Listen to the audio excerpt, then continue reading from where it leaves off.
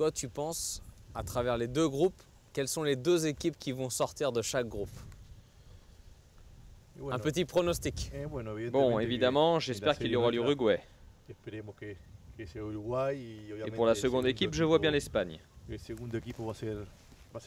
qui aujourd'hui, pour moi, est la meilleure sélection du monde, sans contestation. Et dans l'autre groupe, je vois le Brésil et le Mexique se qualifier. Ah, pas l'Italie, Mexique et... Oui, je vois le Mexique. Ou le Japon. Mais je penche plutôt pour le Mexique, une sélection très forte qui joue bien au ballon. La meilleure équipe de la Coupe des Confédérations, c'est qui pour toi? Ah, c'est l'Espagne. Il n'y a qu'à regarder ce qu'ils ont déjà fait. Ils pratiquent un autre sport. C'est un autre football. Ce sont les meilleurs, il n'y a pas de doute possible. Et tu penses que le Brésil, à domicile, a la possibilité de gagner ou ça va être compliqué? Complicado. Bon, le Brésil est un peu comme la France. Une génération de bons joueurs, mais ils sont très jeunes. Ils ont encore une bonne marge de progression et j'ai hâte de voir comment ils vont supporter la pression de jouer à domicile.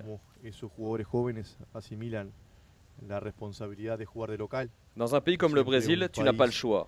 Il faut gagner, c'est une énorme pression. Maintenant, tout va dépendre de comment ils vont gérer cette responsabilité pour atteindre leur objectif d'être champion du monde. Le Brésil reste le Brésil. Tous leurs joueurs sont très bons. Mais quand ils ont un génie, un phénomène qui les rend très bons, c'est ça qui fait la différence entre un Brésil classique et un très grand Brésil. Est-ce qu'il y a une grosse attente du Brésil pour la Coupe des Confédérations qui arrive dans une dizaine de jours?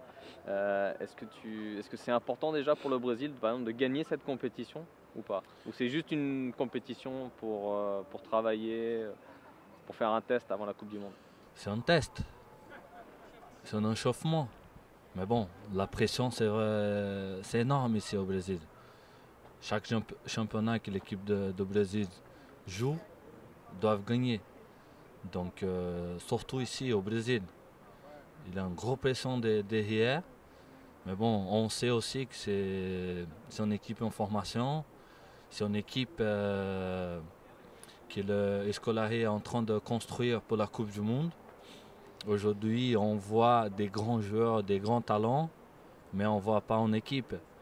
Mais jusqu'en 2014, je crois que l'équipe sera prête. Tu vois qui sortir des poules en Coupe des Confédérations? Tu connais les groupes, les deux groupes qu'il y a? Il y a Espagne, Uruguay, Nigeria, Tahiti. Dans le premier groupe, tu vois qui sortir de ce groupe-là? Les deux qui vont se qualifier pour toi. Les Africains, ils sont toujours dangereux et ils ont un style de jeu souriant, pas de pression. Après, il y a les Japonais qui sont pas mal non plus. Les Espagnols et la Nigeria. Ok. Et dans l'autre groupe, Brésil, Italie, Japon, Mexique? Les Mexicains sont pas mal non plus. Je crois les Brésiliens et le Mexique.